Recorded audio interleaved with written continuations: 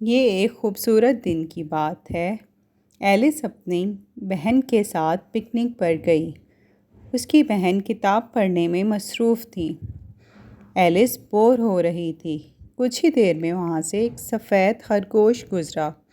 وہ خرگوش اپنے آپ سے باتیں کر رہا تھا۔ ایلس یہ دیکھ کر بہت حیران ہوئی اور خرگوش کے پیچھے پیچھے چلنے لگی۔ ایلس کو خرگوش کے بارے میں اور جاننا تھا۔ خرگوش نے ایک گھڑی نکالی اور بولا، مجھے بہت دیر ہو رہی ہے، اور ایک درخت کے اندر چھلانگ لگا دی۔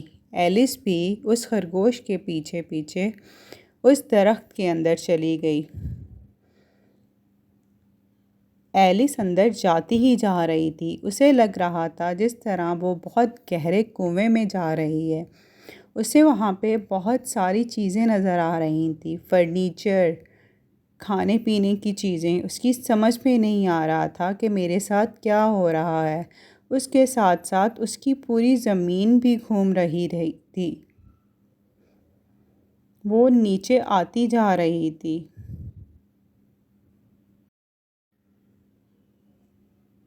وہ درخت بہت ہی گہرا تھا۔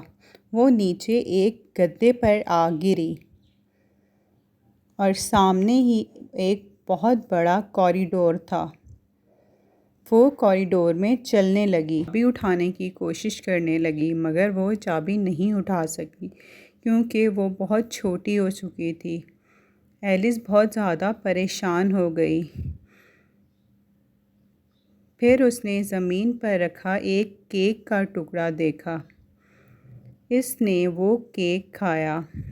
جیسے ہی ایلس نے وہ کیک کھایا، وہ بڑی ہوتی گئی۔ اب وہ پھر اتنی بڑی ہو گئی تھی کہ وہ دروازے میں سے نہیں گزر سکتی تھی۔ ایلس اب پریشان ہو کر رونے لگی۔ وہ اتنا روئی کہ پورا کمرہ اس کے آنسوؤں سے بھر گیا۔ پھر اسے وہی سفید خرگوش نظر آیا۔ وہ سفید خرگوش وہاں سے گزرا۔ اس نے خرگوش سے بات کرنی چاہی پر خرگوش نہیں رکا۔ اس نے کہا، رکو، مجھے تمہاری مدد کی ضرورت ہے۔ خرگوش جاتے جاتے اپنا ہینڈ فین اور گلوز وہیں چھوڑ گیا۔ اس نے خرگوش کا ہینڈ فین اٹھا کر جیسے ہی ہوا دی، وہ پھر سے چھوٹی ہو گئی۔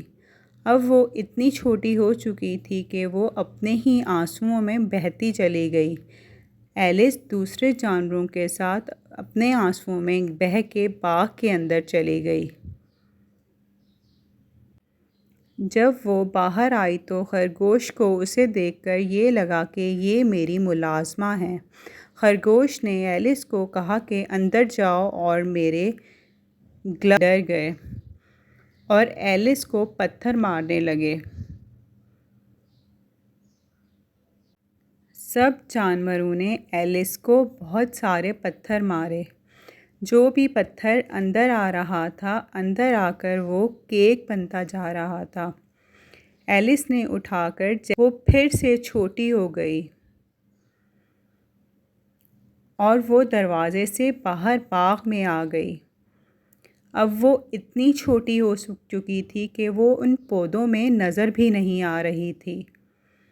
اسے سامنے ایک پپی نظر آیا۔ اس نے پپی کو اپنے پاس بلایا۔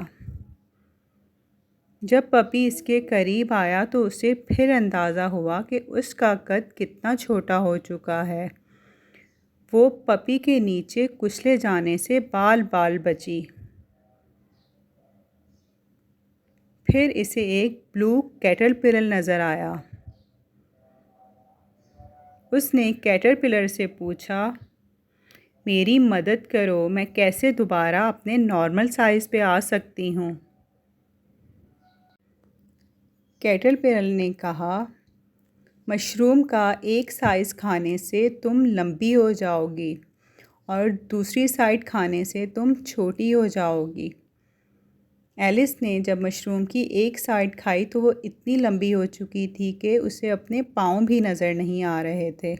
پھر اس نے دوسری سائڈ کھائی تو اس کا سائز نارمل ہو گیا اور وہ مشروم کو اپنے ہاتھ میں لے کر چلتی گئی۔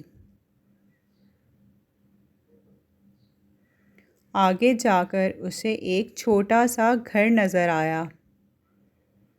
وہ دروازے میں سے نہیں گزر سکتی تھی کیونکہ وہ لمبی ہو چکی تھی۔ پھر اس نے مشروم کھایا اور اپنا قد دوبارہ سے چھوٹا کیا اور گھر کے اندر گئی۔ گھر آیا تھا۔ وہ سفید بلی اسے پہلی مرتبہ کسی مسکراتی ہوئی بلی کو دیکھا۔ اس نے پوچھا، آپ کی بلی ہنس کیوں آ رہا تھا کہ یہ بال کیوں ہیں؟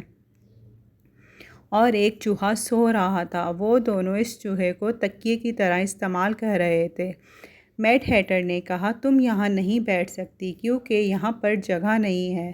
ایلس نے کہا، یہاں پر تو بہت ساری جگہ ہے۔ پھر میڈ ہیٹر نے کہا، تمہیں پتہ ہے کہ یہ چوہا کیوں سو رہا ہے؟ ایلس نے کہا، تم بتا دو، مجھے نہیں پتہ۔ ایلس کو میڈ ہیٹر اور مارچ ہیئر کی باتیں سمجھ میں نہیں آئیں۔ اس نے کہا، یہ بہت بکواس میٹنگ تھی اور وہاں سے چلی گئی اور ایک چھوٹے سے دروازے میں داخل ہوئی۔ دروازے کے اندر اسے ایک گولڈن چابی نظر آئی۔ جب اس نے چابی سے دروازہ کھولا تو اسے بہت خوبصورت باغ نظر آیا۔ وہ باغ کوئین آف ہارٹس کا اس نے دیکھا سب مالی سفید پھولوں کو لال رنگ کر رہے تھے اور اس نے پوچھا کہ ان کو آپ لوگ لال رنگ کیوں کر رہے ہیں؟ مالی نے کہا کہ کوئین کو لال گلاب پسند تھے اور ہم نے غلطی سے سفید لگا دیے۔ اب اگر کوئین کو پتہ چل گیا تو وہ ہمارے سر قلم کر دے گی۔ کوئین آف ہارٹس وہاں پر آئی اور اس نے ایک انجان لڑکی کو وہاں دیکھا اور اپنے ساتھ کراکٹ کھیلنے کے لیے انوائٹ کیا۔ ایلس نے ایسا کراکٹ گیم کبھی نہیں دیکھا تھا۔ پہلے ہیڈ ہاگز بال بنے تھے اور فلیمنگ گاڈز میلٹس۔ کچھ ہی دیر میں سب کھلاڑی ہیڈ ہاگز اور میلٹ سے لڑنے لگے، ایک دوسرے کو ہیڈ ہاگز مارنے لگے۔ کوئین کو یہ دیکھ کر بہت برا لگا اور اس نے سب کے سر قلم کرنے کا حکم دے دیا۔ کچھ ہی دیر میں آواز آئی۔ سن کر بہت برا لگا۔ جب اس نے یہ کہا تو کنگ، تاش کے پتے، کوئین سب ایلس کی طرف بڑھے۔ وہ سب طوفان کی طرح اسے گھیر چکے تھے۔ ایلس نے بہت کوشش کی ان کو پکڑنے کی، پر وہ سب اسے اپنے اندر لپیٹ چکے تھے۔ گھومتے گھومتے وہ ہرے پتوں کے ساتھ زمین پر گری۔ پھر اسے پتہ چلا، یہ تو میرا خواب تھا۔ اسی گارڈن میں اس کی بہن نے اسے پکارا۔ بہت ہی خوبصورت خواب تھا۔ اس نے اپنی بہن سے